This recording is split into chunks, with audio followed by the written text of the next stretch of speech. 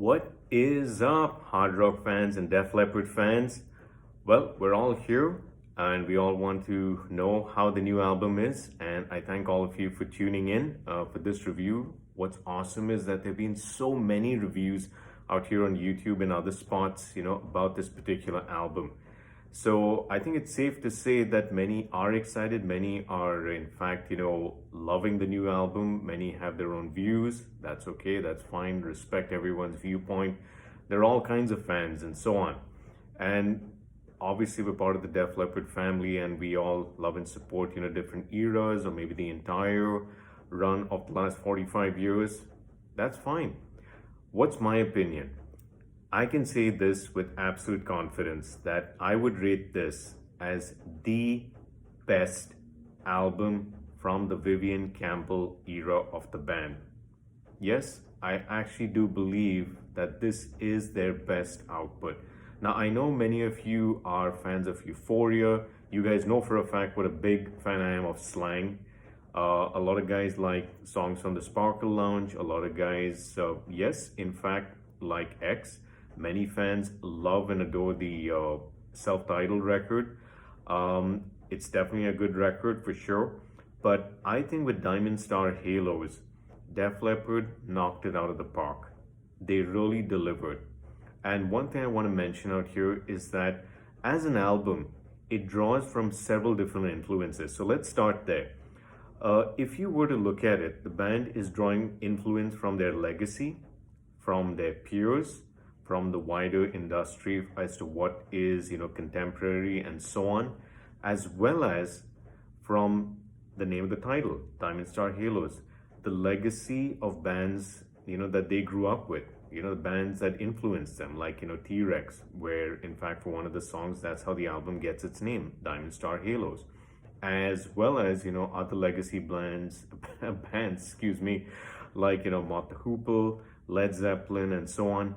And it's so neatly packaged, in terms of, how it's produced, how it's mixed. I mean, I think Ronan McHugh, I think that's their co-producer. He's done a really awesome job in terms of, putting all the parts together, working with, the sound engineers, and to really bring forward everyone's performance in a really great and dynamic way.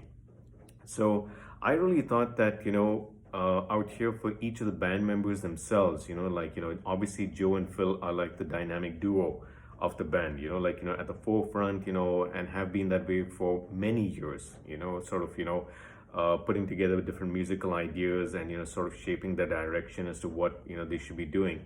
But I think that I would also like to really acknowledge the way Rick Savage has come to the forefront on this particular album, unlike previous releases where I felt he was sort of, comfortable and sort of, while obviously, very much involved, I really feel that, he's really taken a few leaps forward. And I'll explain that, when we get into the actual track listings as well.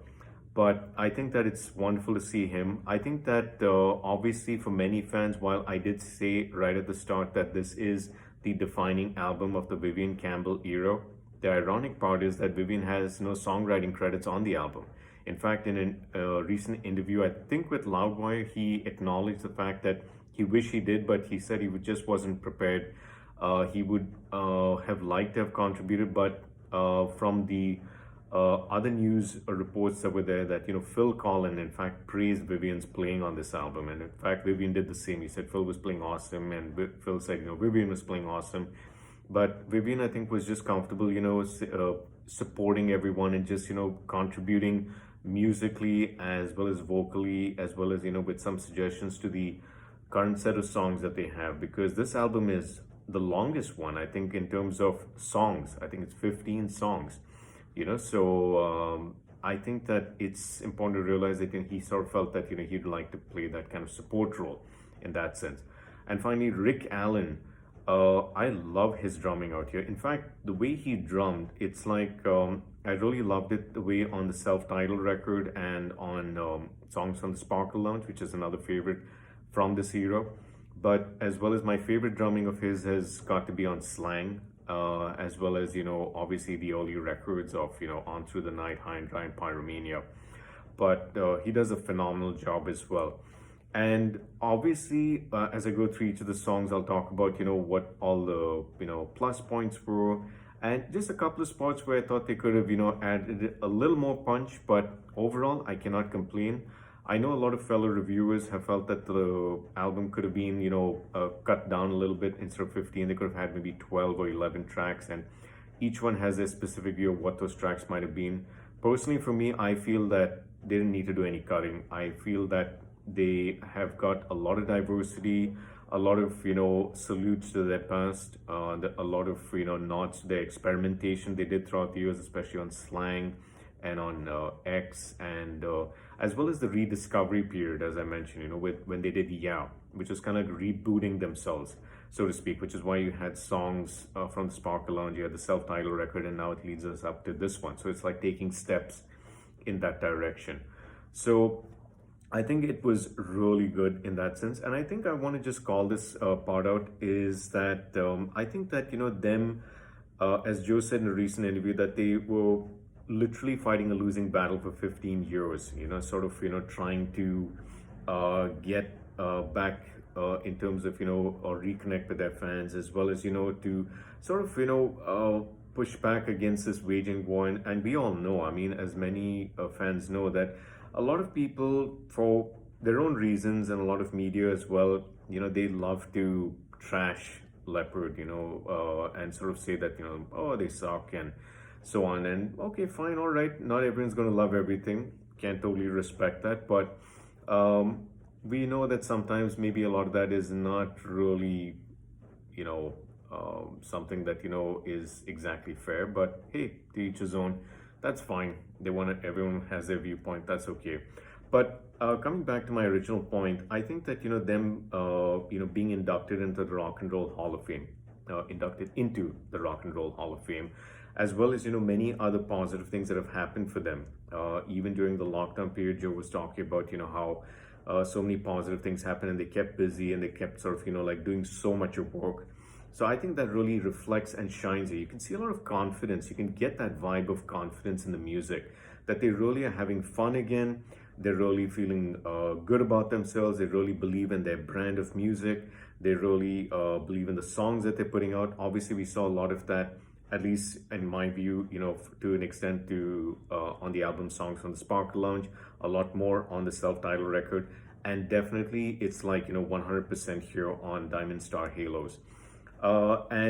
Just to where I like to start is with the cover art. Now, I'm not going to deep dive into that. I did a video which was leading up, as a sort of like a lead up to the album's release. So you guys can check it out. There will be a link in the description. So have a look at that. Love to hear from you. And thank you to many of you who have actually shared your feedback and written in. Coming to the songs themselves, let's begin with this. Take What You Want was the first song on this record, is the first song on this record. Released as the second single. That's why I got a little twisted my thinking there. Released as the second single. And right off the bat, this is the song that I could even see fans who are, you could say the first era fans, who really love the On Through the Night, High and Dry, and Pyromania those set of albums. They themselves said that, wow, this is awesome.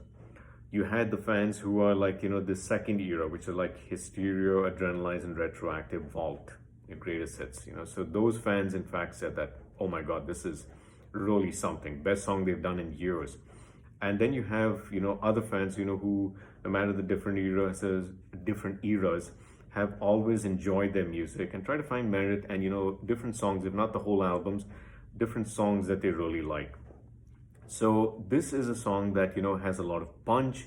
It starts off in a very similar fashion to how Rock Rock Till You Drop from the first song of Pyromania is. And it has, an awesome riff. The first time I heard that riff, I was just blown away. I mean, this is again why I said about Rick Savage, it's his song, where Joe added lyrics and, some other elements to it. But it was really, really interesting to see this. And I think I would say that this is the best, dual guitar solo between Vivian, who comes in first, and Phil, who comes in second. In fact, Vivian's solo is more like a punch in the face. Really awesome to hear that. And in fact, I think he used a guitar he said that he used to use for his Dio era of albums, so that's another interesting element that comes in, you know.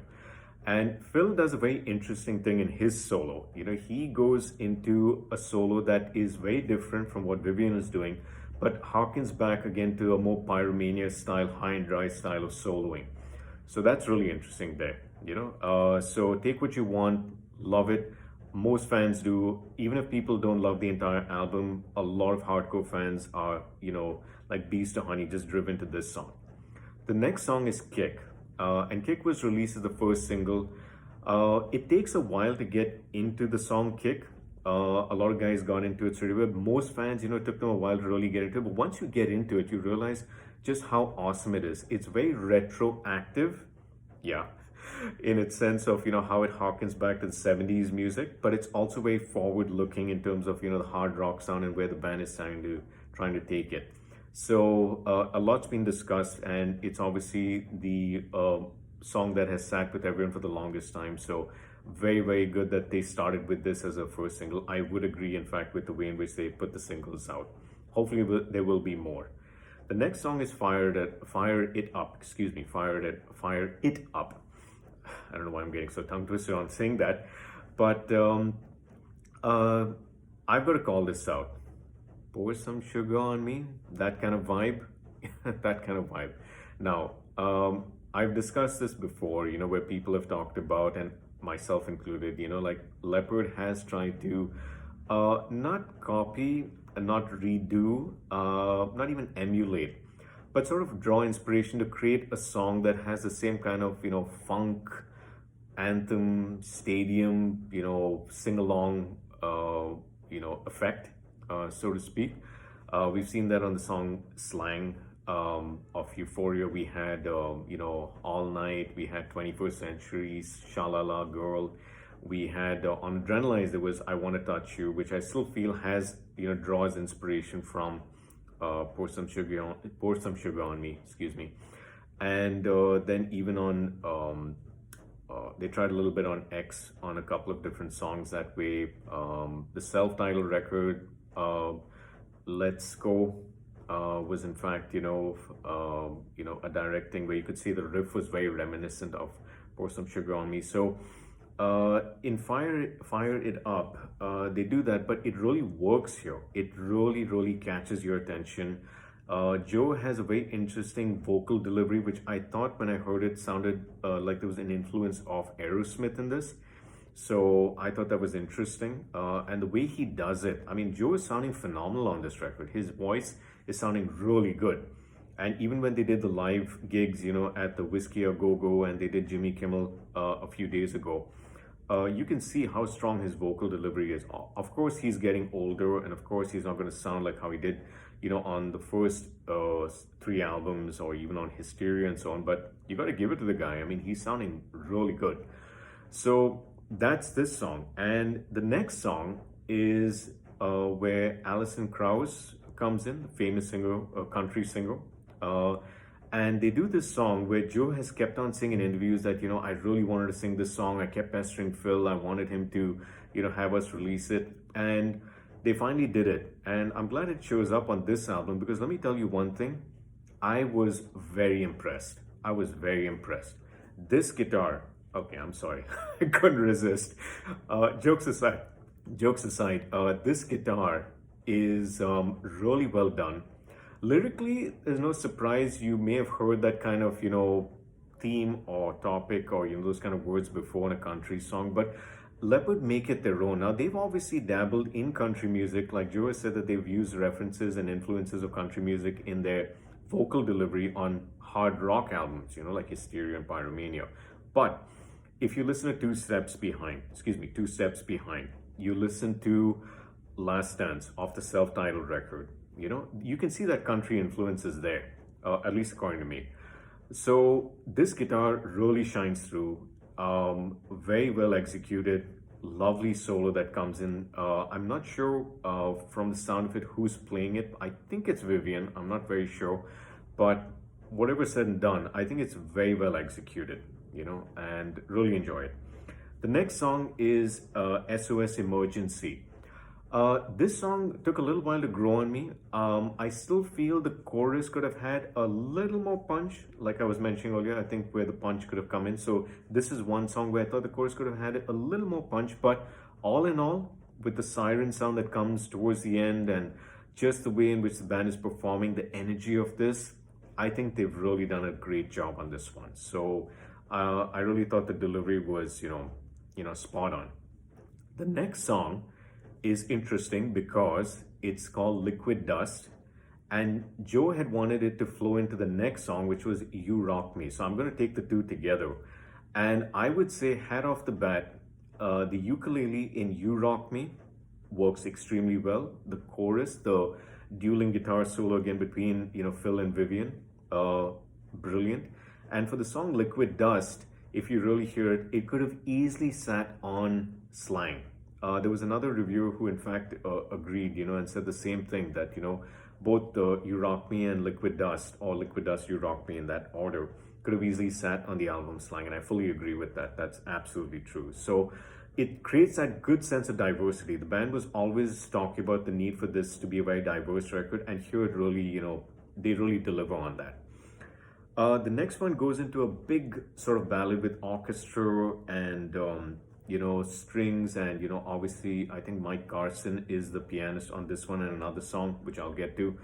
And it takes a while. I would encourage all of you to, sort of give it a few listens. It's not going to catch you straight off the bat, like, say, When Love and Hate Collide, or Two Steps Behind, or even for that matter, Long, Long Way to Go of X, which was one of the few songs of X which I really enjoyed, which most people enjoy. So Goodbye for Good this time takes a while to get into, but you realize, how wonderful it is with these flourishes of, orchestra and, Mike Carson playing these piano parts and so on. It almost feels like a movie soundtrack in a way, something that could easily fit there. So definitely enjoy it a lot more now that I've given it a few listens. So yeah, Goodbye for Good this time. The next one is All We Want. If I've got that right. Yeah, I think it's All We Want. All We Need, sorry. All We Need. My goodness. Sorry about that. All We Need. I'd say this song has a bit of a U2 influence. There's something about it that, they draw influence a bit from the Edge's guitar technique, but not a copy. It's just drawing influence from that, And I think that personally, to me, when I hear it, I really feel that this could have worked well as the album closer, sort of ending things on a very high note. Because I think that, there are these little bits that Phil and Vivian do in the middle and in the solos and all of that, and just the way the chorus goes up, these big choruses. Like another reviewer had also mentioned, this album is chock-a-block full with very catchy and very big choruses, and I fully agree with that. And that's what we want, from Leppard. They're so good at, making those kind of things that just make you want to sing along and, air guitar and so on. So All We Need is a song that could have been a bit closer, but it really fits in well where it is right now, coming after the big ballad of Goodbye for Good this time. That flows into a song that is a real big favorite of mine, which is, Open Your Eyes. Savage is, playing this really mean tune. In fact, it sounds like this song again could have sat really well on Slang, like a mid-90s alternative rock kind of sound. But just the way this chorus ascends up and sort of draws you in, it's got a slightly darker tone. So this album is very much like the cover, like black and white. So you get a lot of very upbeat, very uplifting sort of melodies and tunes and vocal deliveries, and at the same time you get these very dark and very introspective sounds that sort of flow into your ear and create this sort of cacophony of a bit of mysticism, like on some of the songs in a certain way. It sort of makes you conjures up these images. So I think that when I hear Open Your Eyes, it sort of does that a little bit. So it's pretty interesting. The next one is Give Me a Kiss. Now I'll be honest with you, with the songs You Rock Me, when I saw the titles in the previews before the album release, I was a little nervous. I said, okay, You Rock Me spelt a little funny, and there's a song called Give Me a Kiss, and I'll be honest, I was really happy that none of the song titles had the word love in it. I was getting sick and tired of seeing the word love, in a lot of their song titles. Now, don't get me wrong, I love Love Bites. I love many of the other songs. I'm not trying to even say the word love is bad. I'm just saying that I'm like, guys, come on, be a little more innovative with the song titling. So when I saw Give Me a Kiss, I was like, okay, I don't know about this one. I hope it's not another ballad or something. I played it, and let me tell you one thing, guys. A lot of reviewers have been on the fence about this, but I've seen more guys who initially criticize it really get onto the other side by saying, oh, that's good. It's a solid rocker. In fact, to me, it sounds like a, not in structure, but just something about the theme and the way it flows feels like a sequel to Make Love Like a Man off Adrenalize. You know, like if they had to make a sequel song to that, this would be it. And I think it's just fun. It's just like, don't take it too seriously, just joke about it, just enjoy it. It's just a fun song, and that's what it is. No crime in that, right? And Joe does this thing at the end where he delivers this big smooch sound.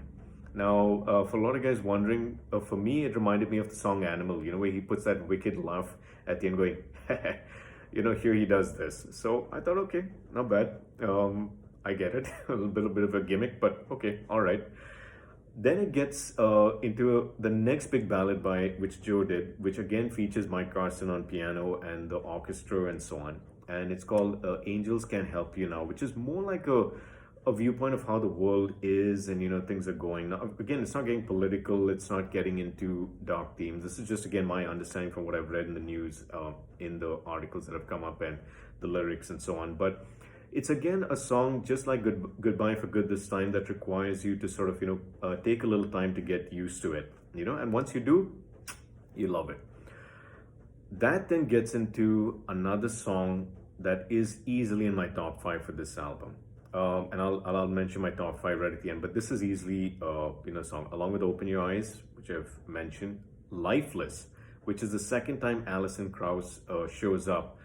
This to me, if I had to pick between this guitar and Lifeless, I found myself really looping Lifeless a lot more. And amongst the main ballads which were there, which are obviously, this guitar, Goodbye for Good this time, Angels Can Help You Now, and what I would say Lifeless being the other, the fourth, ballad. This is my absolute favorite of the 4. Love this guitar, don't get me wrong, but Lifeless has something really interesting about it. I think they should release it as a single, make an interesting video about it and so on. So very, very interesting, melodies that are, sprinkled across this, seem like liquid dust. They put a lot of different things, and towards the end you get this wonderful little melody that plays out at the end, just concludes the song really well. So really like that. Then you get into a bit of a interesting hard rocker called Unbreakable. Now, again, some guys just like Give Me a Kiss have been on the fence about this, but I really think Unbreakable has a very interesting, kind of like it reminds me of again a soundtrack, like a TV show soundtrack, like a very like a detective sort of thing, like the guy getting ready or something like that. I don't know. It's just me. It's just an image that comes to my mind, just like. Showing something that's going on, like you show these scenes where the guy's getting ready for something and so on. So this plays out really well there. And it took a couple of listens to really get into it, but once I did, it's definitely a song that, again, I think hits the mark. And finally, we conclude with the 15th track, which is From Here to Eternity. Now, I'll be honest that when I heard the 3 singles and Leppard had put out a poll saying, what song are you looking forward to listening from? All the tracks here, I said, okay, From Here to Eternity. And it's also because Iron Maiden, which is my other favorite band, they have a song from their Fear of the Dark record from 1992 called From Here to Eternity. Obviously, it's a very different song. So I was quite curious to know what song this would be. I thought it would be like this huge epic thing, maybe like what they do. Like, is it going to be in the vein of how they close albums before, like even the last record, which had Blind Faith, and so on. This surprisingly is again a very dark kind of theme song. It's very reminiscent of drawing a lot of influence from Queen. It's again a Rick Savage song, so we all know how big a fan Rick is of Queen. And it's got again, the lyrics, the melody, the guitar playing. I think Phil does all the solos on this one, and again he does a great job. I think he rates this as his favorite solos off the record. And I think that, it just sort of, takes a few more listens to really get into it, but you really appreciate this. Like I said, that if I still listen to it, like if, say, earlier in the album, you had say, maybe after Goodbye for Good this time, they had gone into, say, Give Me a Kiss, then maybe From Here to Eternity, and then Open Your Eyes, and then Angels. That could have still worked, and then ended the album on All We Need, you know. But anyway, it is what it is, and I still think it works as a good album closer. I mean, it's not what you're expecting. It's a bit left field, as someone said, and that is true. But there are a lot of interesting, again, ways in which this sort of dark melody sort of flows. In fact, it's kind of not exactly in the same vein, but it kind of gives me and reminds me a little bit of how Pearl of Euphoria concluded Slang. A very unexpected sort of ending, but something that I can see a lot of hardcore guys really enjoy. So with that, guys, thank you so much for listening, and I want to really call out a few guys, who were good enough, to let me know about this. So thank you as well, and for asking me about when my review is coming out. There you have it, guys. I'd love to hear from you. I'd love to know what all of you think. I think this has been my longest review of any album. I'm just looking at the countdown clock here, but thanks for your patience and for listening in, and thanks for the guys who saw my cover art ranking where I included Diamond Star Halos and my thoughts on it. Love to hear from you. Now it's over to you. What do you think? What are your favorite tracks? Do you think that this stacks up? Do you think this is the best album of the Vivian Campbell era? Do you think that they've delivered 7 years since the last album, the self-titled record? Have they delivered in spades? Have they not? Are you going to pick this up? I have ordered my copy. It's still not here yet. The packaging has been awesome. I've seen all the guys doing the unboxings for the vinyls and so on. So I hope many of you have gotten that. With that, guys, I'm going to stop here. Appreciate it. Take care. Look forward to you on hearing from you, as well as putting out some more other reviews for Leopard in the future. And till then, you guys take care and rock on.